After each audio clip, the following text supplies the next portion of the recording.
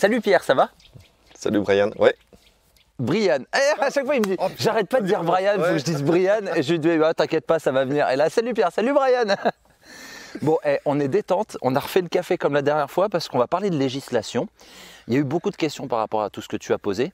Avant, peux-tu te représenter et même surtout aussi parler de, tu sais, du côté militant sur l'eau et tout, et parce que les gens verront de toute façon ce que tu fais et que tu es installateur sur les premières vidéos. Mais est-ce que tu peux plus développer déjà en quelques mots ce que tu fais sur cette partie? Mais en fait, oui, j'étais prioritairement militant au départ, depuis que je m'étais installé en France. Et ben, mon militantisme que j'ai développé quand même un peu à large échelle en France m'a amené tout doucement à passer pro, sous pression aussi de certaines connaissances et tout, qui m'ont dit, bon maintenant, ton savoir, il faudrait que tu le mettes à profit dans un côté professionnel. Il y a combien de temps à peu près? Ben, j'avais fondé mon association et mon site et mon forum internet en 2007 et je suis passé pro en 2009. Ok, donc 11 ans déjà. Ouais. Et donc j'ai toujours autant ce côté militant de toute façon actuellement, parce que je continue toujours à faire des foires bio-éco pour informer les gens, donc là c'est vraiment un titre bénévole militant. Je continue aussi à participer à certains dossiers sur l'eau, l'assainissement, l'eau de pluie, sur les magazines écologiques français. Et que je rends hommage aussi d'ailleurs, la maison écologique et habitat naturel. Tu en avais déjà parlé la dernière fois, il ne filtre aucun de tes propos? Il met vraiment en avant? Ah non, justement c'est pour ça qu'ils m'appellent aussi à chaque fois, parce qu'ils vont aussi au fond des choses, et ils développent et ils décortiquent et ils publient vraiment ce qu'il y a à dire, quoi. Donc non, aucun filtre, aucune censure justement, rien du tout. Ça fait plaisir. Et c'est pour ça que je leur rends hommage aussi régulièrement, parce que c'est souvent quand on me dit ouais, où est-ce qu'on peut aller pêcher des bonnes informations et tout sur ci, sur ça, je dis à part ces deux magazines papier et leur site internet, et maintenant oui évidemment l'archipel, parce que c'est vrai que tu as développé un énorme boulot aussi là-dessus. C'est la première chaîne sur laquelle tu parles de ça, première chaîne YouTube? Première fois qu'un youtubeur vient te voir et te... Enfin, un youtubeur, qu'une personne vient te voir pour t'enregistrer et te... Malheureusement oui. Donc, malheureusement oui. À tous les potes youtubeurs, n'hésitez pas. Mais Pierre a plein de choses à raconter, donc si vous habitez pas loin dans le sud-ouest... Ouais, mais bon, ça y est, tu l'as fait maintenant déjà, donc c'est le principal. Au moins, il y en a un qui a franchi le cap, et voilà, je trouve que c'est une belle collaboration intéressante à ce niveau-là. Donc de très très bons retours, comme je te dis, punaise, tu as vu les commentaires et tout. On va encore plus développer, on attaque la partie 4, et la partie 4 de cette série, tu m'avais dit, on va rentrer encore plus dans le détail sur la législation. Est-ce que tu peux nous présenter ce que les gens vont voir ces prochaines minutes?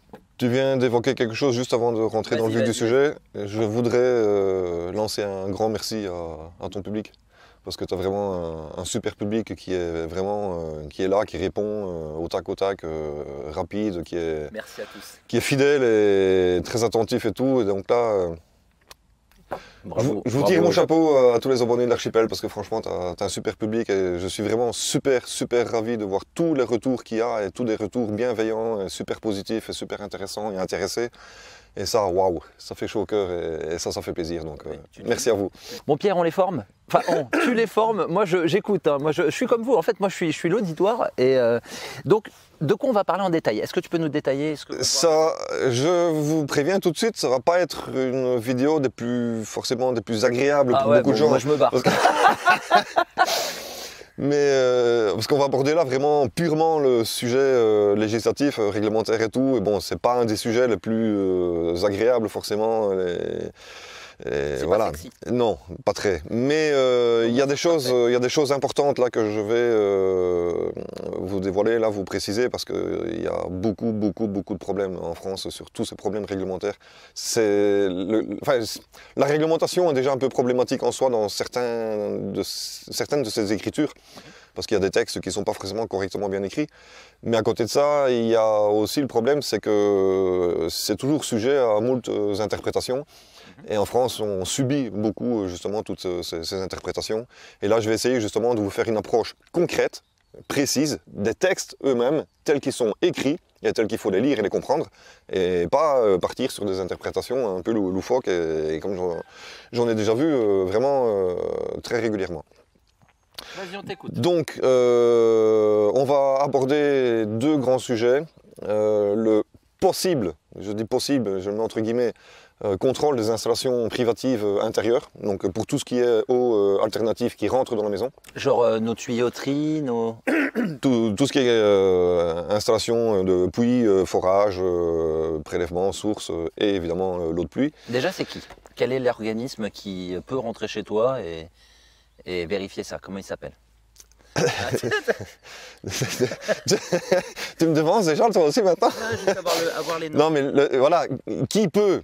Ça c'est déjà une grande question aussi, qui peut? Parce que bon, théoriquement ce qui est prévu dans la réglementation, c'est le service eau, le service technique eau local, de la collectivité locale dont on dépend. D'accord. Sauf que, bon, c'est pas pour les dénigrer, mais ces agents ne sont pas habilités et assermentés pour rentrer dans le domicile privé. Ça, on me l'a déjà dit. C'est là que ça pose déjà un gros problème. Mais ils peuvent accompagner une personne assermentée, par contre. Ce que m'a dit ma mairie. Éventuellement, oui, mais... Un policier municipal. Le maire, par exemple, un maire d'une commune est d'office OPJ, officier de police judiciaire. Donc lui, il a déjà des droits, il a des prérogatives possibles. Mais en général, c'est jamais lui qui se déplace dans un cadre d'OPJ, je veux dire, c'est juste un contrôle technique. En fin de compte, c'est un contrôle basique, parce qu'on essaye aussi de beaucoup faire peur aussi aux gens avec ces contrôles, ces contraintes, ces soi-disant interdictions, quoi que ce soit. Mais c'est là qu'il faut vraiment relativiser beaucoup de choses. Et c'est pour ça que je voudrais vous faire maintenant un détail des textes précis, article par article, et vous montrer qu'il y a pas mal d'abus, d'exagération, de mauvaises interprétations et tout. Mais théoriquement, voilà, c'est le service local de la collectivité. Donc c'est le technicien du service qui est censé venir faire ce contrôle. Okay. Mais je suis désolé, juridiquement, ça pose un problème. Parce que justement, c'est le premier point que j'ai abordé.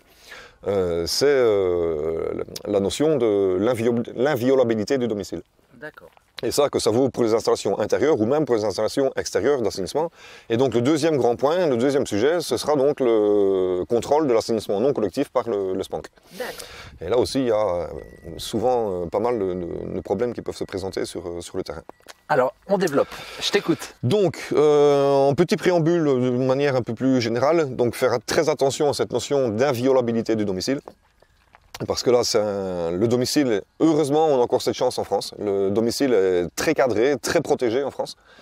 Et on ne peut pas venir pénétrer comme ça dans... Même sur un terrain? Là, tu parles du domicile, mais même la propriété... La propriété, à partir du moment où la propriété est close, que ce soit par un mur, par une clôture, une délimitation quelconque et tout, même les dépendances, le domicile, c'est pas que l'habitat.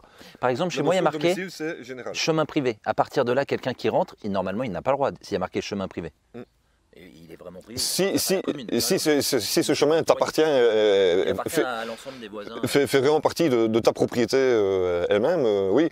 Et personne ne peut rentrer d'office, de force, je veux dire, sans ton consentement sur ton domicile. Donc sur ta propriété close ou tes bantances ou ton logement. C'est bien que tu reprennes d'aussi loin, parce que c'est vrai qu'on dit on parle d'eau, mais rien que ça, déjà quelqu'un qui vient contrôler... Déjà, c'est hors la loi, on n'a pas le droit. Non, c'est pas que c'est hors la loi, mais c'est très cadré et il y a des précautions à prendre, il y a du respect à avoir dans toute procédure de toute façon qui touche au domicile. Par exemple, ce qui fait partie aussi de l'inviolabilité du domicile, c'est ce qu'on appelle officiellement les visites domiciliaires. Par exemple, une visite domiciliaire dans un cadre fiscal, admettons, pour une entreprise. Une visite domiciliaire dans un cadre fiscal, si c'est pour aller rechercher des documents ou quoi que ce soit, ou faire une vérification professionnelle, je veux dire, de cette entreprise, les contrôleurs du fisc ou quoi ne peuvent pas rentrer dans le domicile. Ils doivent s'en tenir au bureau professionnel. Ils ne peuvent pas rentrer dans le logement privé. D'accord, mais là ça c'est clair. Là on va un peu loin du cadre, mais c'est bien de savoir ça. C'est pareil. C'est pareil. Par exemple, que ce soit des gendarmes ou même un OPJ ou quoi que ce soit, même si ils veulent venir te poser des questions, par exemple, ou quoi que ce soit, ils sont censés, voilà. Mais même avec des fois, ils ont une dérogation du procureur ou quelque chose comme ça. Mais ils peuvent avoir une instruction de justice par un juge ou quoi que ce soit. Mais bon, pas pour un système. Ça se fait jamais pour ce genre de contrôle, je veux dire. C'est juste un contrôle technique, voilà. Mais voilà, on n'est pas dans une démarche judiciaire. C'est bien ça qu'il faut bien penser. Il y a des choses qui sont très cadrées dans le cadre de démarches judiciaires ou fiscales ou autres, ou sanitaires aussi, éventuellement, par des agents de la santé. Mais ici, c'est juste un contrôle technique sur une installation privée. Donc, voilà, il faut relativiser aussi les choses. Mais bon, c'est pas pour ça qu'il faut empêcher les contrôleurs de rentrer chez soi. Comme ça, après, ils ne nous embêtent plus. Sauf dans certains cas particuliers où on sait déjà que ça risque de passer à côté de certaines choses, mais enfin bon soit. Mais... Donc là, bien prendre en considération aussi la notion de domicile et de ce principe d'inviolabilité du domicile, qui est un principe constitutionnel, qui fait partie aussi de la Convention des droits de l'homme, mais c'est aussi un principe constitutionnel dans la loi française. Okay. Je vous recommande aussi chacun, éventuellement, de prendre un stylo, une feuille de papier, si vous voulez renoter. Mais tu pourras me donner tout ça? Évidemment, tu auras tout le fichier, donc si Brian veut bien, si c'est pas trop... Brian, oh punaise. Et il va y arriver avant la fin. C'est vrai. Et si Brian veut bien, éventuellement, peut-être renotifier dans la vidéo en sous-titres ou éventuellement remettre tout en dessous. Excuse-moi Pierre, je le précise bien aux gens, pensez à aller voir dans les vidéos, alors il y en a plein qui ne le font pas, mais d'aller voir en description de la vidéo. Oui, il y a sous la vidéo, vous avez une petite flèche des fois pour pouvoir lire. Ouais. J'essaye de mettre un maximum d'informations quand j'en ai là-dessus, donc n'hésitez pas à aller voir ça, surtout sur ce genre de vidéo. Excuse-moi oui, Pierre. Parce que tous les compléments en fait, écrits, textes, sont souvent présentés sous la vidéo dans le descriptif. Donc là, je vais parler de pas mal d'articles de certains codes, de certains textes, d'arrêtés, de décrets ou quoi que ce soit. Donc à chaque fois, ça porte un numéro et la référence du texte ou du code qui va avec. Donc, dans les quelques généralités, article 226-4 du code pénal. Le code pénal, ok. L'introduction dans le domicile, là je reviens encore sur ce point du domicile. L'introduction dans le domicile d'autrui à l'aide de manœuvres, menaces, voies de fait ou contraintes. Hors les cas où la loi le permet, donc c'est pour ça que la loi cadre, mais le côté législatif, les lois encadrent vraiment ça très précisément. Donc l'introduction comme ça donc, de force, je veux dire, est punie d'1 an d'emprisonnement et 15 000 € d'amende. Ah oui d'accord, donc les gens qui font ça, on peut même leur dire qu'ils sont... évidemment. Si on se fait intimider, c'est un délit. Vous savez que c'est... D'accord. Okay. Évidemment. En plus, ouais, c'est au pénal carrément. Ah oui, évidemment. Et il y a, dans certains cadres, il y a une peine, par exemple, quand c'est un particulier, enfin un individu lambda qui rentre chez un autre individu lambda, mais il y a une autre peine qui est cadrée aussi pour un agent de la force publique ou de fonction publique. Okay. Bon. Le maintien dans le domicile d'autrui à la suite de l'introduction mentionnée au premier alinéa, hors les cas où la loi le permet, est puni des mêmes peines. Article 432.8 du Code pénal, ils vont de pair tous les deux. Le fait par une personne dépositaire de l'autorité publique ou chargée d'une mission de service public, agissant dans l'exercice ou l'occasion de l'exercice de ses fonctions ou de sa mission, de s'introduire ou de tenter de s'introduire dans le domicile d'autrui contre le gré de celui-ci, hors les cas prévus par la loi, est puni de 2 ans d'emprisonnement et de 30 000 € d'amende. Ah, donc une personne ne peut pas dire, écoutez, moi je dois vérifier vos informations, c'est mon métier, laissez-moi rentrer, hop, hop, hop. J'ai déjà entendu le cas. Ouais, non, bah, j'ai une carte professionnelle et tout, vous pouvez rien dire et tout, vous devez me laisser rentrer. Non, je suis désolé. Je me permets une aparté, Pierre, parce qu'il y a des gens, sur la vidéo, on a dit, est-ce légal de boire l'eau? Oui, mais est-ce légal de respirer Si on pose ces vidéos, c'est pas pour rigoler, c'est que Pierre a rencontré ces cas-là. Donc on ne s'amuse pas à se demander si l'eau est légale ou pas. Et Pierre a prouvé que collecter l'eau de pluie était légal. Et je vous invite à voir la vidéo. Mais là, ce qu'on met, ce sont des cas qu'il a rencontrés. Il est militant depuis plus de 10 ans, donc il a rencontré ces cas. Et s'il les a cherchés, si on en parle, c'est parce que c'est déjà arrivé. On ne s'amuse pas à vouloir faire peur. Au contraire, on veut vous expliquer vos droits. Et je pense que c'est vraiment dans votre intérêt. Excuse-moi. Non, mais tu fais bien de préciser, parce que si je me suis fait de la réglementation aussi une des spécialisations de mon activité, c'est pas pour rien. J'aurais jamais imaginé ça au départ, c'était pas du tout prévu. Mais c'est déjà au fil du temps où les textes sont apparus, que ce soit pour l'eau de pluie, l'assainissement non collectif ou quoi, donc en 2007, 2008, 2009, quand tous ces textes, ces nouvelles réglementations sont apparus, ont été publiés, j'ai directement plongé dans ces textes, et je les ai décortiqués et analysés. Et déjà, au sein même de la rédaction de ces textes, je voyais qu'il y avait des choses qui ne collaient pas, quoi. Et c'est comme ça que j'ai commencé à fouiller plus en profondeur et à décortiquer tout ça plus en profondeur. Et aussi, après, au fil du temps, avec tout un tas de cas que j'ai eu l'occasion d'entendre ou de rencontrer et tout, et même au niveau de la fédération professionnelle, la fédération militante nationale et indépendante qu'on avait fondée, que j'étais cofondateur de la fédération Confiance, mais qui s'est arrêtée maintenant. Ben, notre présidente a fait 2 burn-out sur un an. Non. Ah non, rien. Okay. Mais les cas qui nous remontaient et tout depuis des années, ils sont aussi terribles les uns que les autres qu'elle a pété les plombs. Elle en avait marre de voir cette misère au niveau de toutes ces applications, en fait, parce que c'est le problème à la base, c'est la mauvaise interprétation des textes, et puis après, c'est l'application sur le terrain de ces mauvaises interprétations. Et on en arrive à des cas, même parfois, mais faramineux, quoi. Attention aussi qu'il faut être un agent ou un officier habilité et assermenté pour pouvoir rechercher ou constater une infraction. Ah oui, ça peut pas être monsieur tout le monde qui dit et non. Moi je suis... Par exemple, pour l'assainissement non collectif, un spanker qui va venir chez vous, il va contrôler l'installation techniquement, telle que c'est, et puis il va dire, ah oui, mais attendez, parce que là, ça vous pouvez pas, ou ça c'est un rejet pas conforme, ou quoi que ce soit, et tout. Là non. Il est plus dans le cadre de son travail quand il fait ça? Il ne peut pas le constater officiellement. D'accord.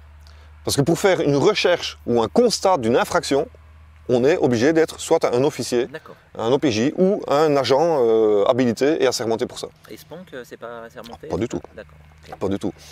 Là aussi, je reviens aussi sur ça, qu'un Spank, un service Spank ou un Spanker n'a aucun pouvoir. Aucun pouvoir de coercition, d'obligation, d'interdiction ou quoi que ce soit. Il a une mission de contrôle. D'accord. Il exécute son contrôle, il remet son rapport de contrôle à la collectivité et à l'usager. Point barre. Il ne peut pas aller plus loin. C'est la collectivité qui reste toujours responsable. Je remercie aussi, on a une personne du Spank de l'Ain, je crois. Oui.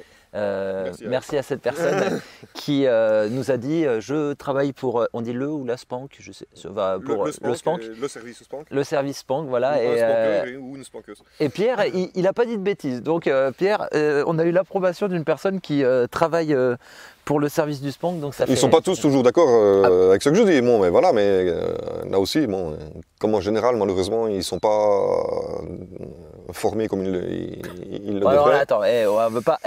Non, attends, bon. On était à 2 doigts d'avoir une amie de Spank de l'Ain, et là tu. Non, mais il y a évidemment de très bons spankers. Il y en a qui sont formés, mais malheureusement, ce n'est pas du tout le cas de tous. Un soupçon ne constitue pas non plus un fait suffisant pour lancer une procédure. Ça a été par exemple démontré aussi par un arrêt de la Cour européenne des droits de l'homme. L'arrêt, on mettra aussi un arrêt du 24 juillet 2008, et qui a aussi, dans le cadre d'une procédure, défini que la visite domiciliaire, c'était dans un cadre fiscal, sur un soupçon et tout. Un soupçon n'est pas valable pour lancer une procédure ou une visite. Mais ce que tu dis, ce qui est génial, c'est que j'ai l'impression que c'est même général. Parce que c'est pas que pour les comptes, mais c'est tant mieux. Vas-y, continue, mais c'est top. Ben c'est pour ça que je dis que j'ai quelques notions d'un cadre général, parce que c'est valable un peu pour tout. Déclaration justement des droits de l'homme et du citoyen de 1789, article 5. La loi n'a le droit de défendre que les actions nuisibles à la société. Tout ce qui n'est pas défendu par la loi ne peut être empêché. D'accord. Donc si c'est pas marqué, ils peuvent pas l'inventer. Et nul ne peut être contraint de faire ce qu'elle n'ordonne pas. Ok. Ça, je le comprends. C'est ce que j'avais déjà dit dans l'autre vidéo, la vidéo 2, je pense. C'est pour ça aussi qu'il faut faire très attention. Dès lors où on vous parle, on vous met sous contrainte de vous dire « Attention, vous êtes obligé de ceci, vous êtes interdit de cela », systématiquement, c'est ce que j'avais déjà dit dans l'autre vidéo, ayez le réflexe. C'est marqué où? Ouais, c'est marqué où? Dans quel texte? Et c'est pour ça, c'est l'article 5 de la Déclaration des droits de l'homme, la loi ne peut pas on ne peut pas, dans le cadre de la loi, on ne peut pas vous imposer ou vous contraindre à quelque chose que la loi n'a pas prévu, ne rend pas obligatoire, et ou vous interdire quelque chose qui n'est pas non plus interdit par la loi. Et c'est là aussi, je reviens éventuellement à ce problème de l'obligation, soi-disant obligation de se raccorder à l'adduction d'eau publique, d'eau potable, par exemple dans le cadre d'un permis de construire. Je défends et je continue à défendre que cette obligation n'est pas valable. Parce que c'est marqué nulle part? Ça n'est pas marqué dans les textes nationaux. Ah.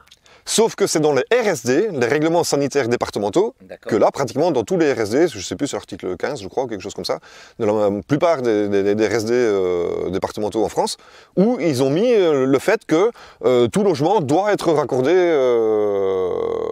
Oui, à l'adduction. Mais Mais ça a aucune j'ai valeur, j'ai envie de un dire, texte de loi.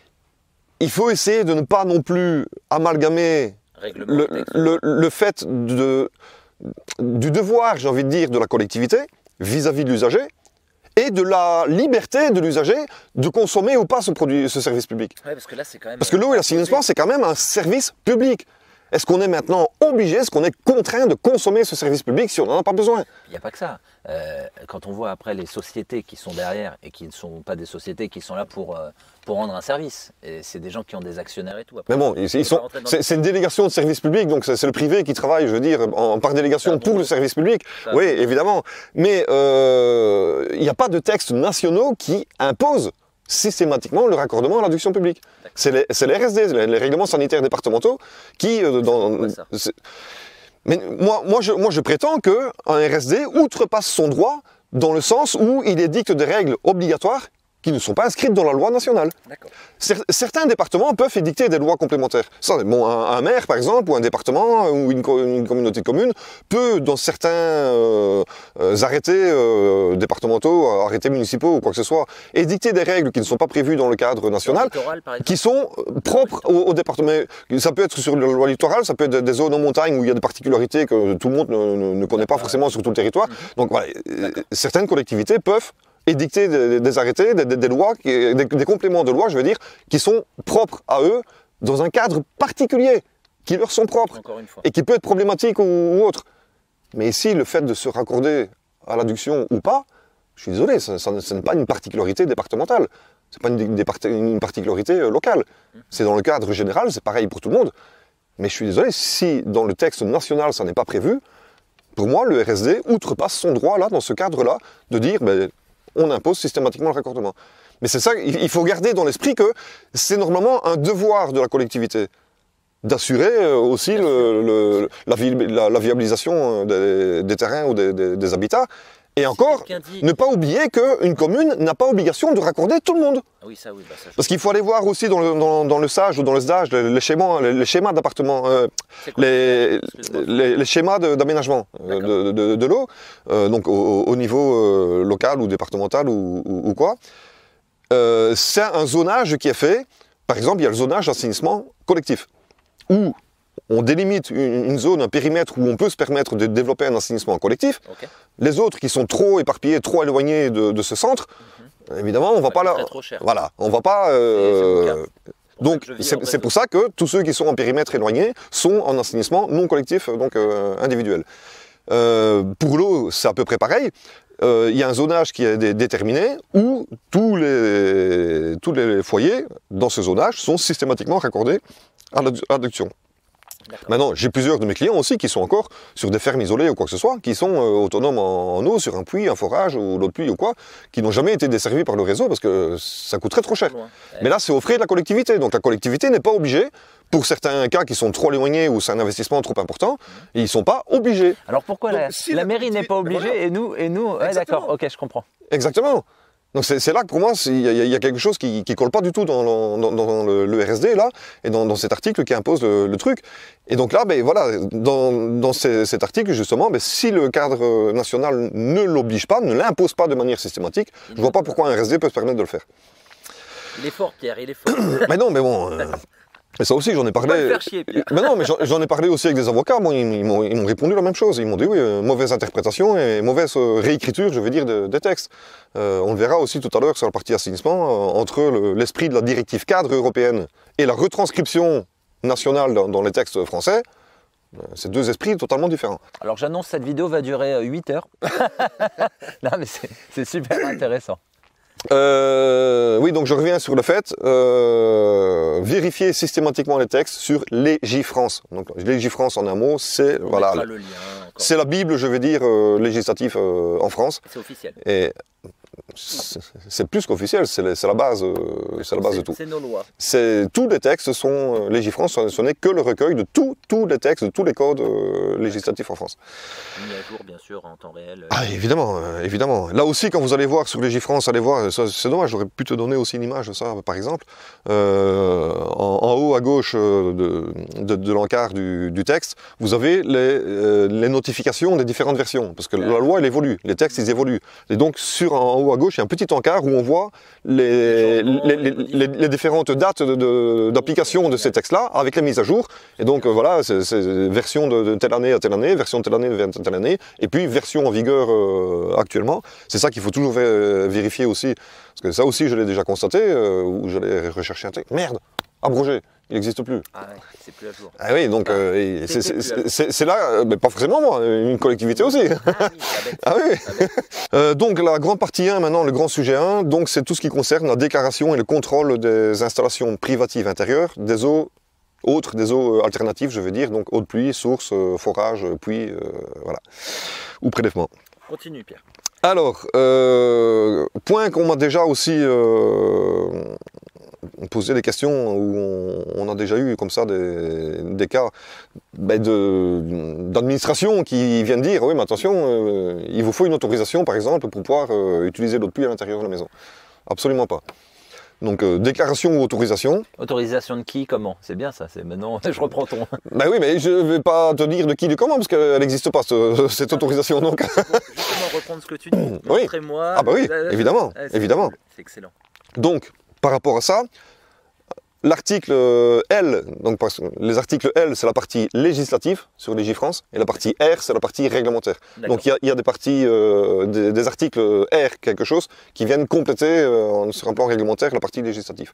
Donc ici l'article L 1321-7 du CSP, donc CSP, on va en parler plusieurs fois, c'est le Code de santé publique. D'accord. Et le CGCT, c'est le Code général des collectivités territoriales. Ça, on précisera aussi en description si ça te gêne pas. Oui, non, il n'y a pas de problème. Je le dis tout de suite parce que c'est vraiment les deux principaux, tout ce qui touche à l'eau et l'assainissement, c'est vraiment les deux principaux codes omniprésents, je vais dire, c'est le Code de santé publique et le Code général des collectivités territoriales. Ok. Donc, article L 1321-7 du CSP. Sans préjudice des dispositions de l'article L214.1 du Code de l'environnement, est soumise à autorisation du représentant de l'État, donc le préfet, l'utilisation d'eau en vue de la consommation humaine pour petit 1, la production, petit 2, la distribution, petit 3, le conditionnement. Sauf que le petit 2, la distribution, par un réseau public ou privé, à l'exception de la distribution à l'usage d'une famille, mentionnée au grand 3. Développe usage d'une famille, donc... Usage privé familial. Privé, d'accord, mais si on est tout seul, on est quand même une famille. Oui, oui. Oui. C'est pour ça que je te demande de oui, non. Parce que des fois, tu joues sur les mots, ils peuvent aussi jouer sur les mots. Oui, mais bon. L'usage d'une famille, on considère le cadre privé familial. D'accord. Donc la distribution par un réseau public ou privé, à l'exception de la distribution à l'usage d'une famille mentionnée au point 3, au grand point 3.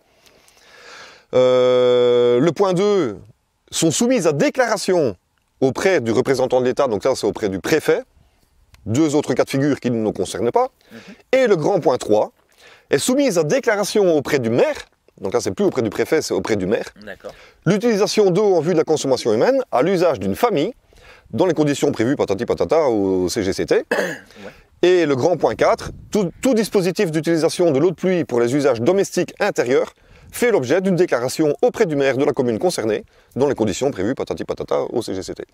Donc là c'est clair, cet article, il définit très clairement le cadre du champ dépendant de l'autorisation et du champ dépendant de la déclaration. Donc il y a des déclarations auprès du préfet, ça c'est le grand point 2, ça ne nous concerne pas. Mais par exemple, pour le cadre privé familial, c'est simplement une déclaration en mairie. C'est repris sur le grand point 3, sur le grand point 4. Je te rappelle ce que j'avais dit dans une ancienne vidéo, oui mais le maire est responsable des habitants de sa commune. Donc, dans une certaine limite. Dans une certaine limite. Il est responsable de son domaine, de son cadre de responsabilité. Tu as dû regarder ça. Te connaissant, tu as dû... Mais le maire ne peut pas être responsable de quelqu'un qui va se bourrer la gueule ou se shooter à longueur de journée et tout, qui va se détruire sa santé. Et en plus, les gens ne sont pas comme comme ça. Mais non, non, mais tu vois, Je vois.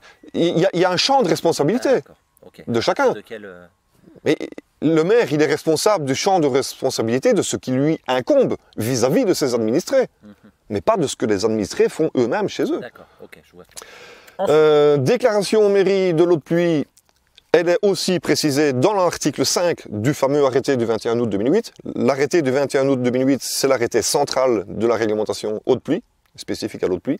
Donc dans son article 5, il y a déjà mentionné la déclaration mairie aussi. Toujours dans le cadre de la déclaration, article L 2224-9 du CGCT, tout prélèvement, puits ou forage réalisé à des fins d'usage domestique de l'eau fait l'objet d'une déclaration auprès de la mairie de la commune concernée. Attention parce qu'il y a des textes qui concernent prélèvement, puits, forage. Donc prélèvement, c'est un prélèvement par exemple directement dans une rivière, Okay. dans un cours d'eau. Donc puits ou forage, donc c'est des puits ou forages creusés. Et il y a d'autres textes qui font référence que à l'eau de pluie.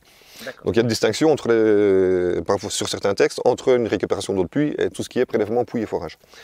Autre ligne, tout dispositif d'utilisation à des fins domestiques d'eau de pluie, donc c'est sur le même article, donc c'est deux phrases qui sont bien séparées. Tout dispositif d'utilisation à des fins domestiques d'eau de pluie à l'intérieur d'un bâtiment alimenté par un réseau public ou privé d'eau destinée à la consommation humaine doit préalablement faire l'objet d'une déclaration auprès du maire de la commune concernée. Donc on est toujours dans le cadre, ce n'est qu'une déclaration auprès de la mairie. Quand toi tu installes chez des gens, ce sont les particuliers ou toi tu écris pour eux pour prévenir le maire qu'ils sont en train de faire une... Non, c'est à eux à le faire, et c'est juste un formulaire, on peut se télécharger ce formulaire sur internet ou aller le réclamer en mairie. C'est juste un formulaire de déclaration à faire, et qui n'a pas d'incidence particulière. En fait, il faut juste comprendre, parce qu'il y a beaucoup de gens qui ont peur aussi de la déclaration. J'ai entendu combien de fois des gens dire hein, on entend parler de déclaration, de contrôle, de taxes, de redevances, de machin, de ceci. Oh, moi, j'ai pas envie qu'on m'emmerde chez moi, donc je déclare rien à personne. Je comprends cette réaction. Je la juge pas et je la comprends. Parce que le problème, c'est, encore une fois, je le redis, on n'a jamais rien expliqué en France. On a publié des textes, on a bombardé des textes et tout, et on ne les a jamais expliqués. Ni aux collectivités territoriales, ni aux artisans, ni aux particuliers. Donc en fait, il y a beaucoup de gens qui... Et c'est une réaction... C'est une phobie, hein. C'est une réaction un peu sensée, je vais dire, et un peu normale, de se dire, putain, attends, déclaration, taxes, contrôle, redevance, patati patata, dans quoi on se lance là? Et non, en fait, n'ayez pas peur de la déclaration. La déclaration, c'est déjà pour savoir qui... Parce que, bon, n'oublie pas qu'une mairie, elle gère à la fois l'eau et l'assainissement, même si c'est délégué au privé, peu importe, c'est la collectivité qui reste responsable, donc elle gère aussi le domaine de l'eau et de l'assainissement. Donc il peut y avoir, dans certains cas, le fait que la déclaration permette de savoir qui utilise une eau autre que le réseau privé, donc éventuellement qui serait possiblement contrôlable au niveau de ces installations pour la protection du réseau public. Et l'enjeu principal, en fait, il est là, et l'enjeu du contrôle aussi, il est là. C'est prioritairement pour la protection du réseau public d'adduction d'eau potable. Autre point très important, et on revient sur ce qu'on vient de dire justement maintenant, le principe de la disconnexion physique totale des deux réseaux intérieurs. Donc si on fonctionne avec les deux réseaux... Ah non, tu veux dire assainissement et... Non. Éventuellement, réseau intérieur d'eau de pluie et réseau intérieur d'eau de ville, ce qui est le cas de pas mal de gens. Et faire attention parce qu'il y a beaucoup encore de professionnels qui n'ont pas compris.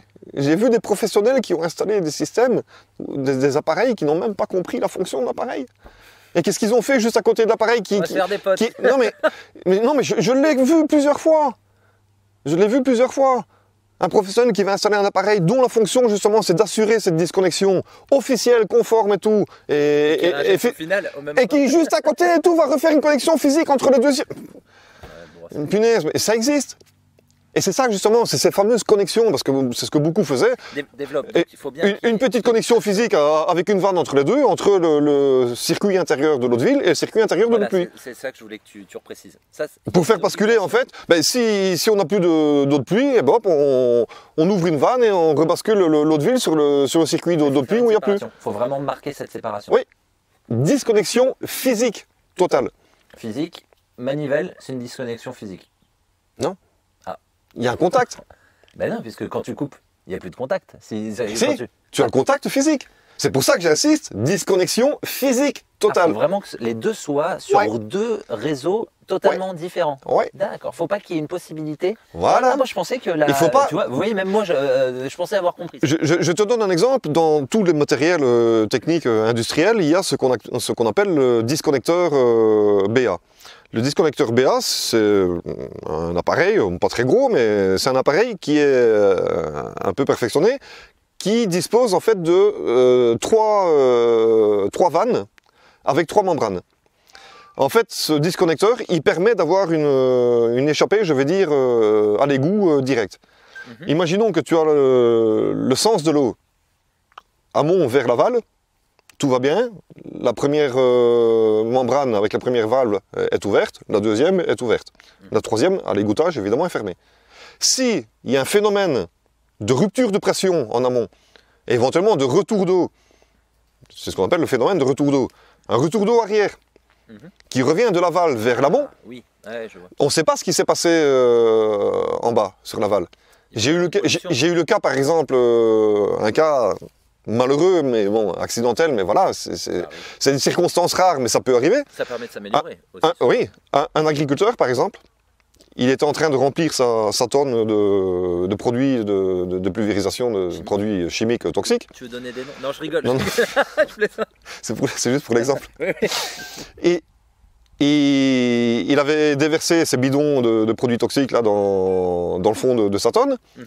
Et il remplit, parce que c'est une dilution qui s'opérait, il remplit sa tonne avec son gros tuyau d'arrosage du réseau public d'adduction. Ça a aspiré. Et en fait, pour pas s'emmerder à rester au-dessus de la tonne, à arroser, évidemment, à rester 1 heure comme ça, à remplir sa tonne, ben, il a balancé le tuyau dedans et tout dans le fond, pour qu'il tienne tout seul, il a refermé le couvercle là et tout, voilà.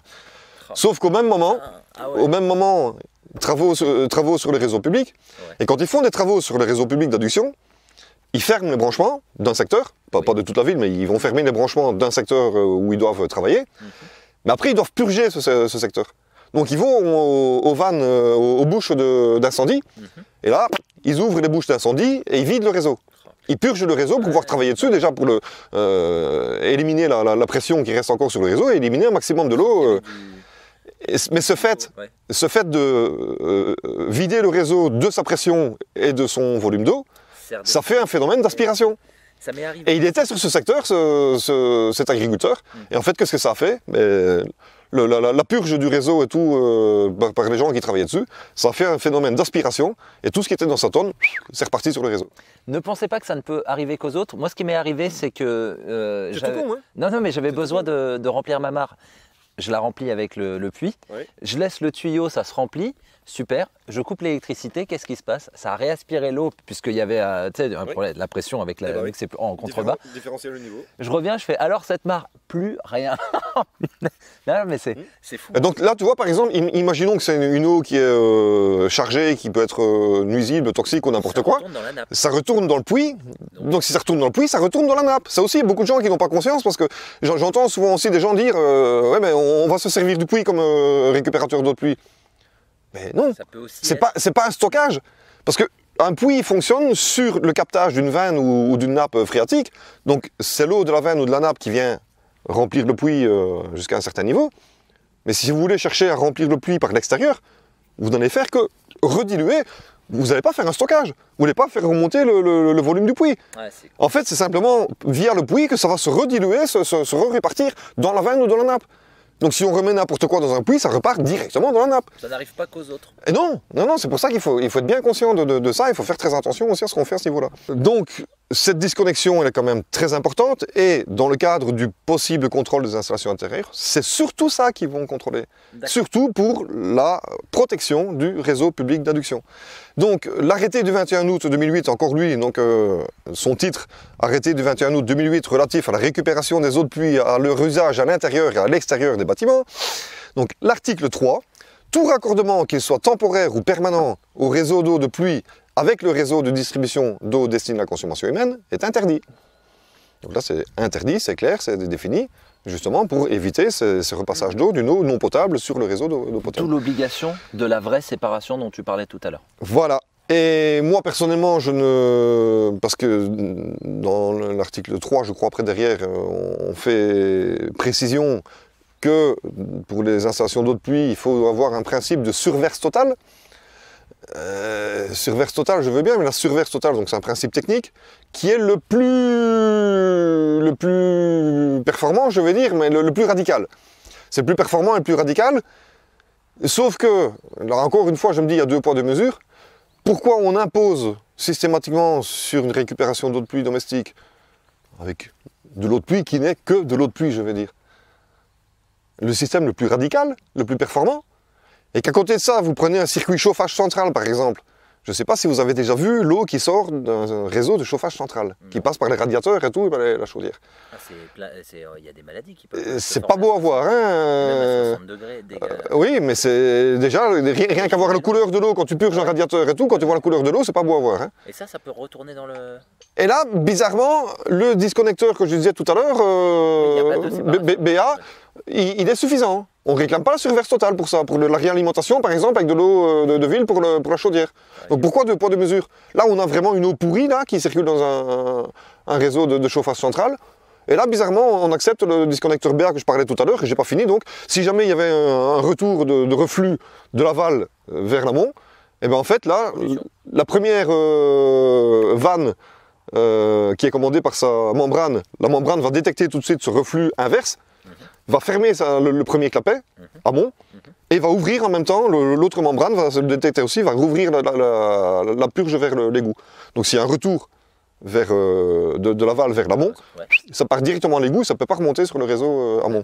Sauf que parce que comme, voilà, vous savez, quand je me pose des questions, je cherche des réponses, donc j'ai téléphoné au fabricant principal de ce disconnecteur BA. Il cherche la merde. Non mais je veux comprendre aussi. Donc, et j'aurais dit, bon, cet appareil, il est très bon pour éviter un reflux, donc au niveau du flux de l'eau lui-même. Salut les chiens. Et faut que je vous montre parce que c'est trop fort. Salut le chien. Il y a un squatter. Oh mais il est beau. Il est curieux à chaque fois que... Il est curieux. Il est tellement beau. Continue. Et en fait, j'aurais dit, bon, cet appareil, ce disconnecteur BA, il est très bon pour un reflux en retour, pour bloquer ce reflux, mais est-ce qu'on peut aussi le considérer comme une barrière antibactérienne? Ils m'ont dit, certainement pas. Ah, au moins ils sont clairs tout de suite. Sur le reflux, pour empêcher le reflux vers l'amont, oui, évidemment, c'est comme un clapet anti-retour, je veux dire, mais beaucoup plus perfectionné. Mais l'eau circule dans tout le disconnecteur. Donc s'il y a des bactéries dans l'eau ou quoi que ce soit, c'est déjà dans tout le truc. Donc qu'il y ait un retour ou pas, les bactéries, elles sont là, elles y restent. Donc elles peuvent... Bon. Mais donc, vous voyez, pourquoi avoir imposé systématiquement ce principe de surverse totale le plus radical et le plus performant, je veux dire, sur l'eau de pluie et pas sur d'autres installations? J'ai envie de répondre aussi, voilà, dans un sens industriel, ça leur va très bien aussi, parce que là, ça fait des machineries en plus, très faciles à installer pour un installateur et très bien vendues. Parce que sinon, t'imagines, il faudrait faire à limite un 3e réseau, si tu as chauffage, plus l'eau de pluie, plus l'eau de ville, ça te fait 3 réseaux bien distincts à séparer, s'il fallait respecter toutes ces règles. Ça commence à devenir... Mais c'est pas un problème en soi. C'est pas un problème en soi. Là aussi, quand on parle de réseau, je voudrais apporter une rectification aussi. Combien de fois j'ai lu, que j'ai entendu, venant des autorités sanitaires, prioritairement du ministère de la Santé, dans les documents, déjà même avant la réglementation, des documents qui datent de 2006 aussi, que j'avais déjà analysé aussi avant la réglementation de pluie, où on dit... Le ministère qui ils ont les cheveux qui hérissent quand ils entendent parler de ça. Et il faut avoir systématiquement pour le WC un double réseau. Donc à l'époque, il parlait que du WC. Il faut avoir systématiquement un double réseau, donc avec un 2e réseau qui arrive, spécifique à l'eau de pluie, qui arrive au WC, en plus du réseau d'eau de ville qui arrive de l'autre côté. Et là, on est parti sur et après, beaucoup d'interprétations comme ça par des autres organismes publics ou quoi que ce soit parlaient justement systématiquement de double réseau. Donc il faudrait des doubles tuyauteries sur chaque point, chaque poste alimenté par l'eau de pluie. On pourrait tout refaire. Évidemment, mais je dis, mais arrêtez. Techniquement, ça vaut rien. Il faut parler de réseau partagé, pas de double réseau. Il n'y a pas besoin de mettre des doubles conduites à chaque poste si de toute façon on utilise qu'une eau à la fois sur chaque poste. Très cher aussi. Donc en fait, si vous voulez faire bien les choses, vous avez votre nourrice de distribution eau chaude avec tous les départs de circuit eau chaude et la nourrice de distribution avec tous les départs d'eau froide. Vous mettez une 3e nourrice au-dessus. Pour reprendre ce qu'on disait tout à l'heure aussi par rapport à l'obligation, soi-disant, de se raccorder à l'adduction d'eau potable, j'en avais déjà parlé, il y a un article, le voilà, l'article L2224-12 du CGCT, qui concerne le désabonnement. Les usagers du service d'eau potable peuvent présenter à tout moment une demande de résiliation de leur contrat d'abonnement. Ah, d'accord, tout simplement. Donc, ça existe. Ça veut dire se déconnecter. Bon, même si on est déjà raccordé physiquement au réseau d'adduction, mais on peut demander son désabonnement. Je suis d'accord que le raccordement et l'abonnement, c'est pas pareil, mais bon, si on peut demander son désabonnement, je vois pas pourquoi on nous obligerait à nous raccorder si on n'a pas besoin, si on peut démontrer qu'on peut être autonome. Déjà, si on est désabonné, même si on est raccordé, parce qu'il y en a, c'est psychologiques qui sont contents d'être, mais rien que déjà d'être désabonné, ils nous embêtent plus. On est chez nous. Enfin, on est. Oui. Enfin, c'est ce que je comprends. Oui. Oui. Mais si on est complètement autonome, de toute façon, et qu'on est désabonné, il ferme le branchement à rue de l'alimentation, puis basta, quoi. D'accord. Si, c'est marqué aussi dans certains textes, s'il y avait un problème qui était relevé pour la protection du réseau public d'adduction, on est sommé de faire les travaux pour résoudre ce problème, ce risque. Si dans un délai imparti, on n'a pas fait, on est mis en demeure de le faire. Si après la mise en demeure de 15 jours, un mois et tout, on n'a toujours pas fait, Il déconnecte. il ferme le branchement. D'accord, ok. Donc on se démerde et tout. Mais après, ça peut nous arranger. Après, on se débrouille. On est déconnecté. Enfin, on n'est pas déconnecté, mais on est, Enfin, on est. fermé. Le branchement est fermé, quoi. Il n'y a plus de connexion directe, on va dire. Elle y est, mais elle est bloquée par. Oui, bon, on est toujours raccordé au réseau d'adduction, mais ça reste quand même une connexion, mais c'est simplement la vanne qui est fermée. On n'est plus alimenté, mais on est quand même toujours raccordé physiquement. Ok. Le contrôle, par rapport au contrôle intérieur, article L2224-12 du CGCT, c'est toujours le même. En cas d'utilisation d'une autre ressource en eau par l'abonné, le règlement de service prévoit la possibilité pour les agents du service d'eau potable d'accéder aux propriétés privées pour procéder au contrôle des installations intérieures. Et encore une fois, si on le décide, on peut dire non. Sauf s'ils ont une dérogation ou quelque chose comme ça. On peut les empêcher de rentrer et tout, de dire non, voilà, donc ça veut dire qu'on fait obstacle au contrôle. Dans ce cas-là, éventuellement, si la mairie veut vraiment absolument contrôler parce qu'elle a un gros doute ou quelque chose, elle peut éventuellement demander une injonction judiciaire pour que l'usager laisse rentrer les contrôleurs. Déjà, je vous rassure, les contrôles, simplement le contrôle intérieur, j'en connais encore aucun. Je connais encore personne qui a été contrôlé sur les installations intérieures et privatives. Parce qu'ils savent très bien que les collectivités savent très bien qu'ils marchent sur des œufs sur un plan juridique par rapport à cette question du domicile. Et je connais encore personne qui a eu un contrôle à l'intérieur. Je poursuis. En cas de risque de contamination de l'eau provenant du réseau public de distribution, provenant d'une autre ressource, le service enjoint à l'abonné de mettre en œuvre les mesures de protection, c'est ce que je viens de dire. En l'absence de mise en œuvre de ces mesures, le service peut procéder à la fermeture du branchement d'eau, direct. Donc c'est pour protéger. Si nous, on ne veut pas protéger nous-mêmes, si on ne veut pas prendre la responsabilité de protéger le réseau, ils le font, ce qui est normal. Mais ça, je trouve ça ce qui est normal. Oui. Oui, tout à fait. Toujours pour le contrôle intérieur, article R maintenant, R2224-22-4 du CGCT. Le règlement de service de distribution d'eau potable organise les modalités patati patata, le chargé contrôle informe l'abonné, bon voilà, ça c'est un petit peu les trucs. C'est un article qui a aussi son importance pour quelques petites phrases, bon c'est du détail. Tout ça, mais attention, attention que là on parle encore bien une fois du règlement de service. Que ce soit pour l'eau ou pour l'assainissement. Donc ce n'est pas une loi, c'est pas une règle, c'est un règlement. Un règlement, encore une fois, je reprends tout, n'a pas office de loi, ils peuvent pas. Ah si, parce que le règlement de service doit renotifier les points de loi. Mais le règlement de service, c'est comme un contrat, ça équivaut à un contrat entre le distributeur et l'usager. D'accord, ok. Donc il y a des obligations. Évidemment, mais le règlement de service, c'est le règlement de service interne à chaque collectivité. Chaque collectivité doit, a l'obligation de rédiger son règlement de service eau et son règlement de service assainissement. Et c'est très important. Et ce règlement de service, il reprend les obligations, les interdictions, les contraintes, les devoirs, les droits et tout des deux parties.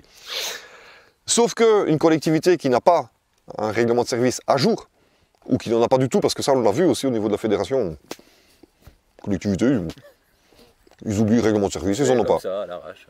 Sauf qu'une collectivité qui n'a pas de règlement de service, ou qui n'a pas de règlement de service à jour, par exemple actualisé avec une nouvelle réglementation.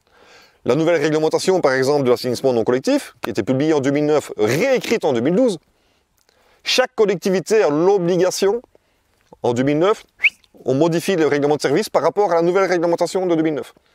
2012, réécriture, chaque collectivité a l'obligation de remodifier et de remettre à jour son règlement de service par rapport aux évolutions de la réécriture 2012. Donc là, on peut vérifier si notre mairie est à jour. Évidemment. Et si ils ne le sont pas, qu'est-ce qu'ils risquent de ne pas nous emmerder. ils ne peuvent plus rien imposer à l'usager. Ok, parce que d'abord balaye devant ta porte avant de... Exactement. On a des droits et des devoirs, chacun. Chaque partie a ses droits et devoirs. Et le devoir de la collectivité, c'est d'être à jour sur son règlement de service. Ils n'ont pas des pénalités eux, s'ils ne sont pas à jour sur ce genre de choses? Je sais pas, je pense pas. Mais sauf qu'un règlement de service qui n'est pas à jour, qui n'est pas actualisé, qui n'est pas rédigé dans les règles, n'est pas opposable à l'usager. Ça, il faut le savoir. Donc déjà, nous, au niveau de la fédération assainissement, c'est la première chose qu'on demandait aux gens. Est-ce que vous avez reçu votre règlement de service? Non? Ok. Ils sont déjà en tort. Next. Non seulement ils ont l'obligation d'avoir le règlement de service à jour, mais ils ont l'obligation de le diffuser. Okay. Après chaque réécriture, pareil, ils ont obligation de rediffuser le règlement de service. Si par exemple le service est délégué à un privé, le prestataire privé, donc Veolia, Suez, SOR et tout, a même un devoir aussi d'informer la collectivité qu'ils ont bien rempli leur devoir d'avoir transmis le règlement de service à tous les usagers. Ce sont des obligations légales. C'est bon ça. Et s'ils ne respectent pas leurs propres obligations légales de base, ils ne peuvent même pas l'imposer. Okay. Terminé. Donc nous, à la fédération, systématiquement, on demande, avez-vous reçu votre règlement de service? Non. Déjà, ils sont en tort. Réclamez-le. Hop, ils reçoivent le règlement de service, quand ils veulent bien et tout. Règlement de service, il est signé, il date de 2001. Alors qu'il y en a eu deux autres avant? Bah oui. 2008, 2012 2009, 2012. Ça date toujours de 2001, de 2003, de 2005 et tout. Monsieur, ce serait peut-être temps de vous mettre à jour, là. Champ d'application du contrôle selon la circulaire du 9 novembre 2009, que jamais personne n'a parlé non plus. Le contrôle s'applique à l'ensemble des abonnés du service d'eau qui utilisent une ressource en eau alternative à celle délivrée par le réseau public. C'est-à-dire que si vous êtes hors réseau, que vous collectez l'eau de pluie, ils ne peuvent même pas venir vous parler, vous n'êtes pas abonné. Il est fort, Pierre, il est fort. Le contrôle cible en priorité les ouvrages susceptibles de contaminer les réseaux en tenant compte des caractéristiques locales. Le contrôle n'est donc pas systématique, son exécution est laissée à l'appréciation de chaque service d'eau. Mais ça, je le comprends. C'est, par rapport à ce que tu disais, alors excusez-nous, il y a les chiens, ça klaxonne, mais ce que tu disais, on est responsable de notre système à nous. Oui. Si on est responsable à un autre système, on est envers cet autre réseau, oui. Mais si on est chez nous, on ne va pas aller embêter les autres, donc ils n'ont aucune obligation. C'est ça en fait que tu es en train de... Mais en fait, si on n'est pas raccordé au réseau d'adduction, du tout, on n'a aucun risque. De nos propres usages, on n'a aucun risque d'influer sur le réseau public d'adduction. D'accord. Donc, le contrôle, il devient inutile, je vais dire, et c'est bien précisé là, justement. Je continue la phrase, seuls les abonnés du service d'eau sont assujettis à ce contrôle. Tu peux répéter le texte ou le... Parce que ça, je sais que ça... Ça, c'était... je crois que c'est l'article 1, il me semble, c'est le champ d'application du contrôle. Il n'y a pas de je crois. Hein. Selon la circulaire du 9 novembre 2009 relative... La circulaire du 9 novembre 2009, en fait, elle vient préciser la mise en œuvre du contrôle de l'arrêté du 17 décembre 2008. Parce qu'il y a eu... voilà, c'était le 17 décembre 2008, donc cet arrêté contrôle qui était publié en même temps que l'autre arrêté pour la déclaration en mairie. Mais il y a eu des problèmes sur la mise en application, et là, les collectivités, les services, oui, mais bon, là, voilà, on marche sur des œufs, c'est un peu délicat et tout, donc voilà. Et donc ils ont été un peu contraints de republier une circulaire, et cette circulaire est là pour préciser la mise en application du contrôle. Et il y a eu des rectifications quand même aussi. Il y en a quelques-unes qui arrivent là.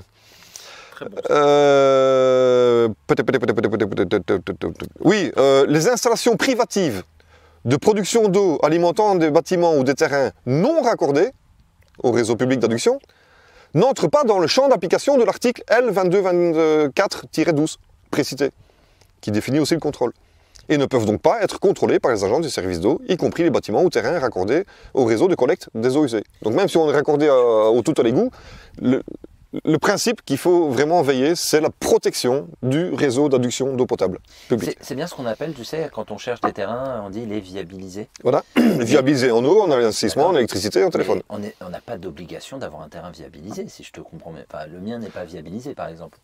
Beaucoup de collectivités vont dire, pour avoir votre permis, il faut que vous soyez viabilisé à l'eau, à l'électricité, au téléphone, et raccordé au tout l'égout s'il existe. Attention, je vais faire un Pierre.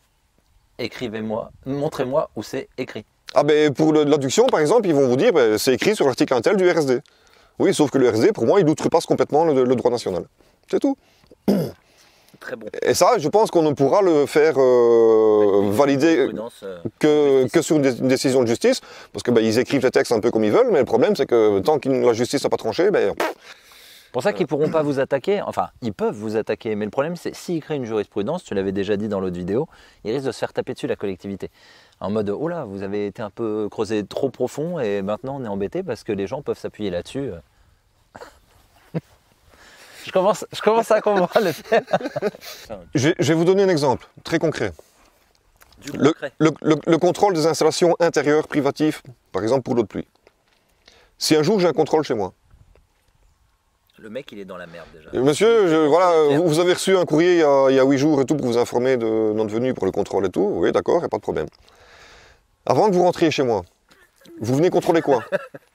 Oui. Ah ben on a ça et ça et non. Merci monsieur, au revoir. Pourquoi? Si vous venez pour contrôler simplement que j'ai bien un dispositif quelconque de protection du réseau public par rapport à la disconnexion des réseaux intérieurs, pas de problème, il en est de ma responsabilité vis-à-vis du réseau et de la collectivité, pas de problème. C'est ce que je dis, c'est le centre prioritaire du contrôle, c'est de vérifier qu'il n'y a pas de connexion physique entre les deux. Donc moi je dirais à l'agent, si c'est ça que vous venez contrôler, pas de problème, venez contrôler, c'est de ma responsabilité et tout, je l'accepte et j'assume. Voir s'il n'y a pas le fameux lien entre les deux réseaux. S'il n'y a pas la connexion physique.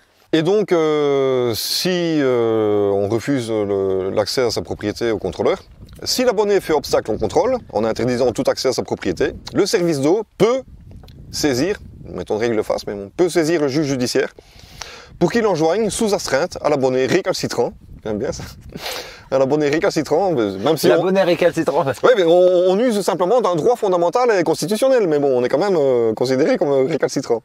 De laisser les agents chargés du contrôle mener à bien leur mission.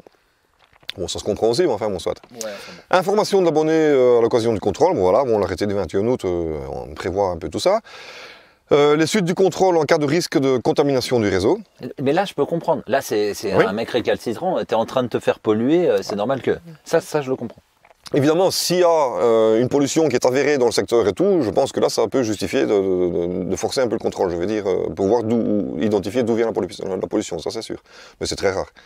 À l'issue du délai fixé par le rapport de visite et en l'absence de justificatif de travaux fournis par l'abonné, il est recommandé que le service d'eau potable fasse une nouvelle visite de contrôle. Si le risque de contamination du réseau perdure après cette nouvelle visite et après une mise en demeure, qui est réglementé aussi par un autre article, le service peut procéder à la fermeture du branchement d'eau.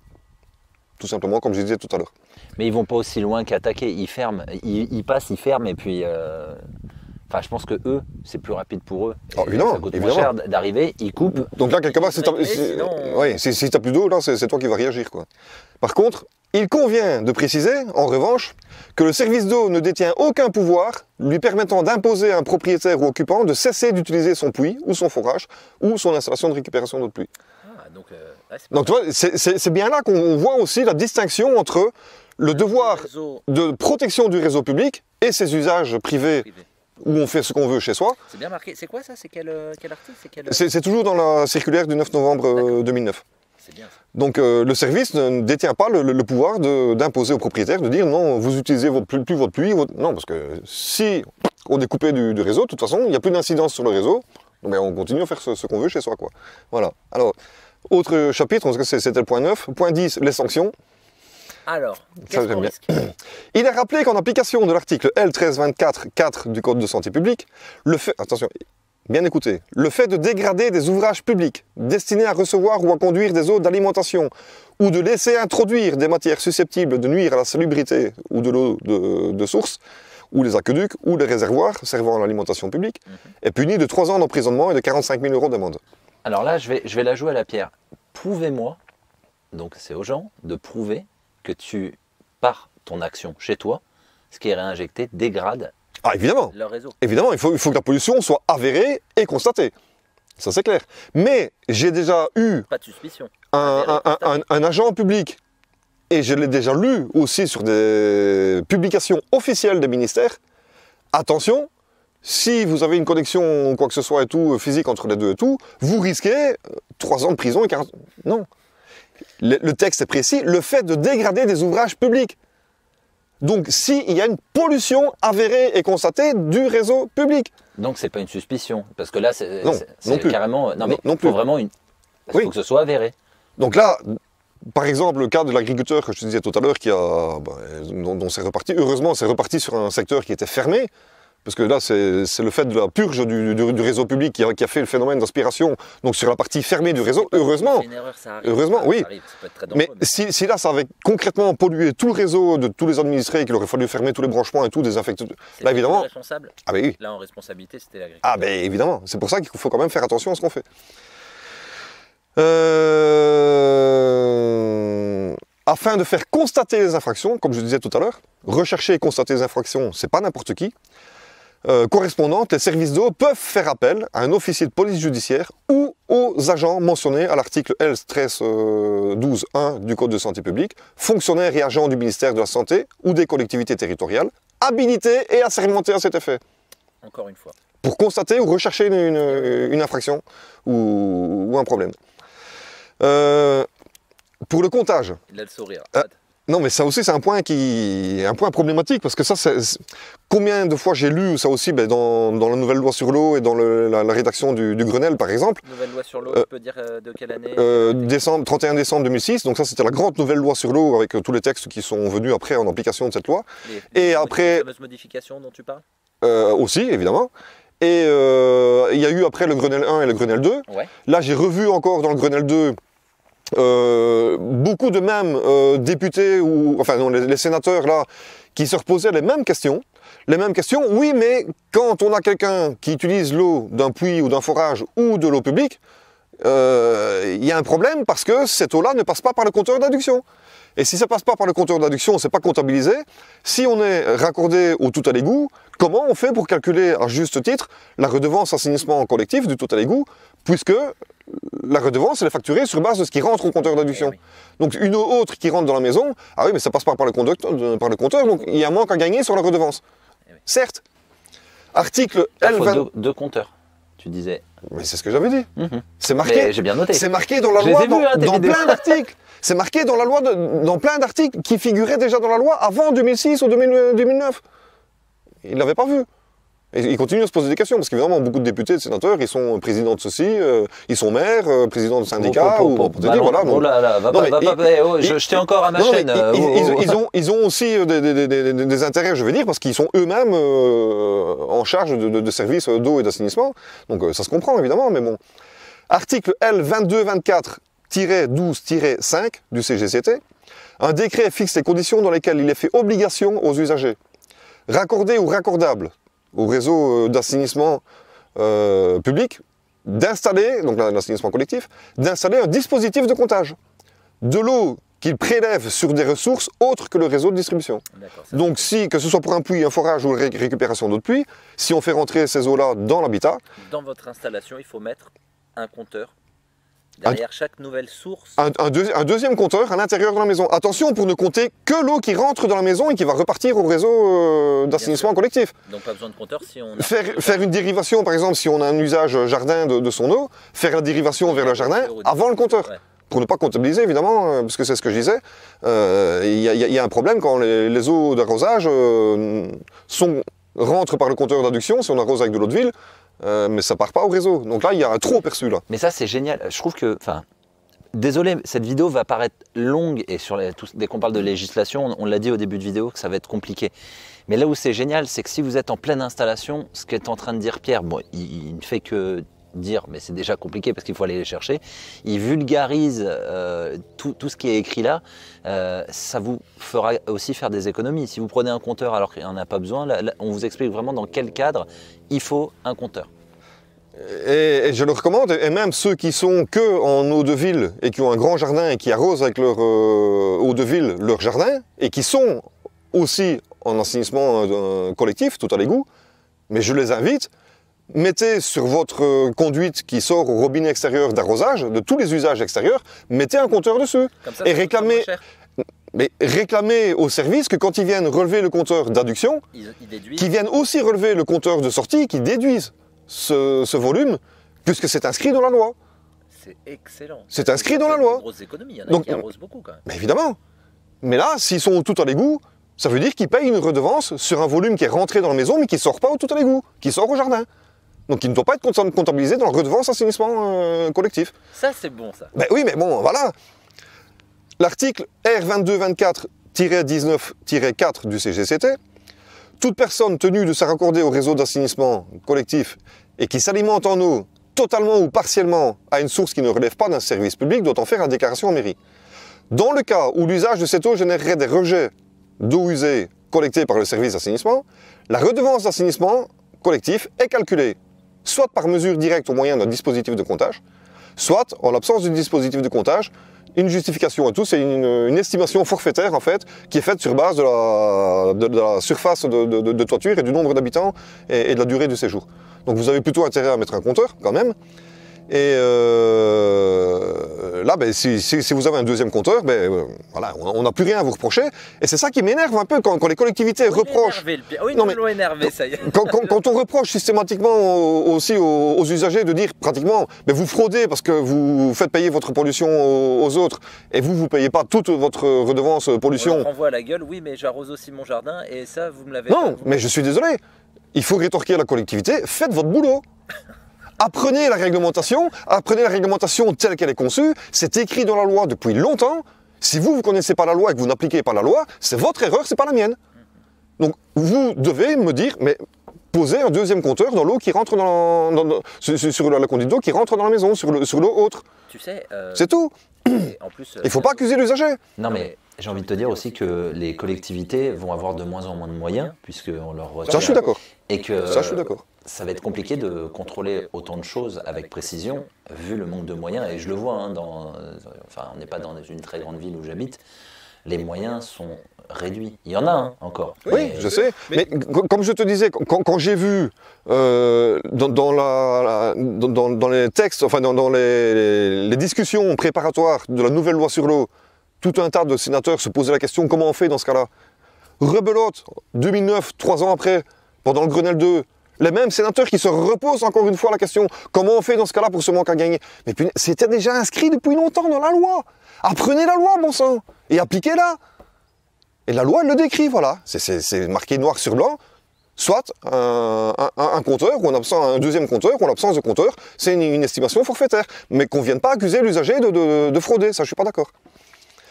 Article R 2224-19-2 du CGCT. Ouais. Les volumes d'eau utilisés pour l'irrigation et l'arrosage des jardins, ou pour tout autre usage ne générant pas une eau usée pouvant être rejetée dans le système d'assainissement collectif, dès lors qu'ils proviennent d'un branchement spécifique, n'entrent pas en compte dans le calcul de la redevance assainissement. C'est marqué noir sur blanc. C'est marqué noir sur blanc. Donc c'est pour ça que je dis, tous les gens qui fonctionnent que en eau de ville complètement et qui ont un grand jardin et qui arrosent avec l'eau de ville, si vous êtes en assainissement collectif, en tout à l'égout, mettez un deuxième compteur sur votre sortie de l'eau extérieure, évidemment que la sortie de l'eau pour usage extérieur, et exigez du service qui vous décompte ces volumes-là du volume d'adduction pour la redevance assainissement.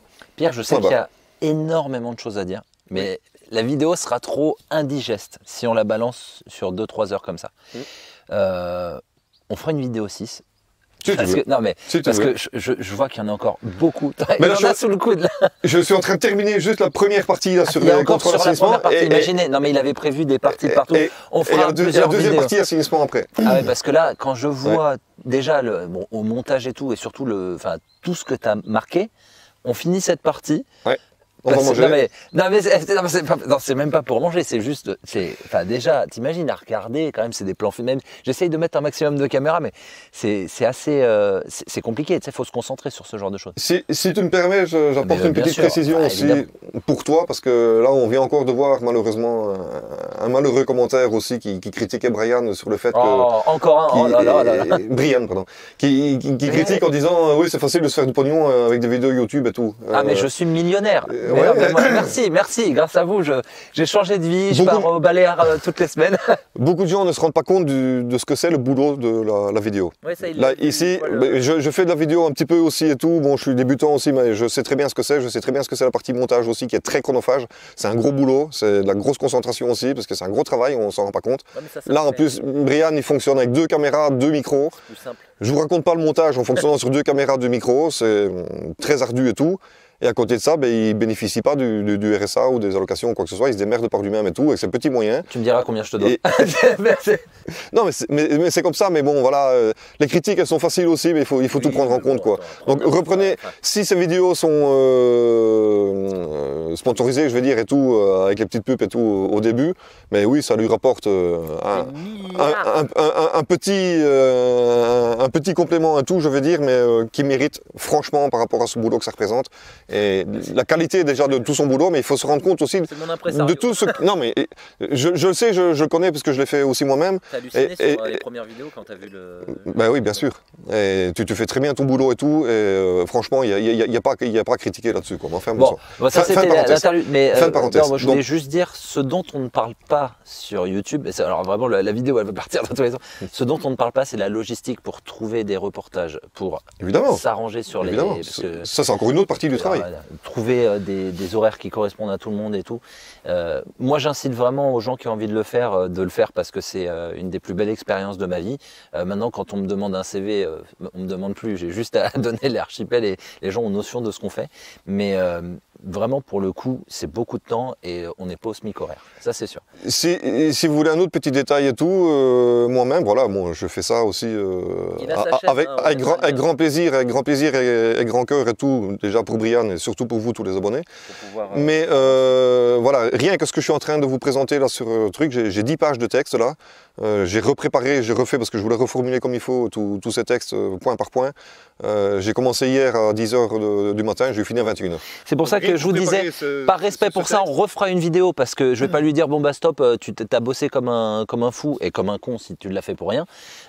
C'est pour ça qu'on refera encore une vidéo. La vidéo 5 ce sera un peu plus sur le compost, un peu plus léger, mais au moins ça ce sera sur internet, vous pourrez le consulter. C'est vrai que lire des textes de loi ça lui a pris beaucoup de temps et de le vulgariser c'est encore plus long, donc désolé pour ces longues vidéos. Mettez-nous en commentaire aussi si c'est digeste, c'est important d'avoir l'avis des gens là-dessus.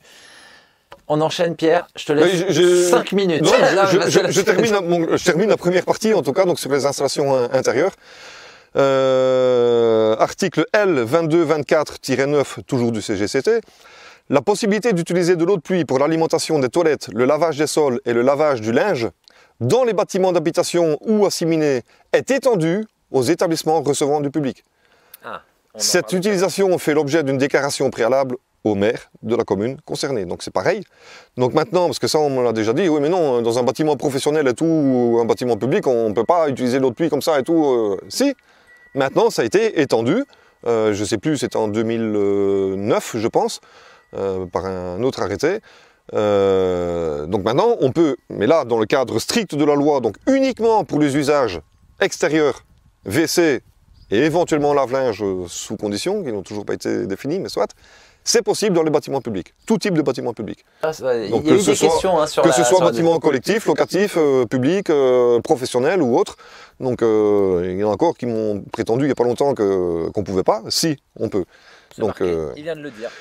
Voilà, donc dans le cadre strict de la loi, que pour ces usages-là, WC, jardin et lavage. Encore une fois, obligation de résultat, donc de faire des analyses et tout. Non. Ah bon? Non, parce que là on est sur des usages d'eau non potable. Ah oui, pardon, ah oui, d'accord. C'est pour ça que je dis on reste dans le cadre strict de la loi. Je croyais que tu parlais sur l'eau. De la réglementation eau de pluie spécifique, puisque la réglementation eau de pluie spécifique, je le rappelle, elle est quelque part dérogatoire au champ d'application du Code de santé publique, par exemple, qui légifère tout le cadre de l'eau potable. Mais ici, la réglementation d'eau de pluie, on est sur une réglementation qui ne concerne que les usages d'une eau non potable.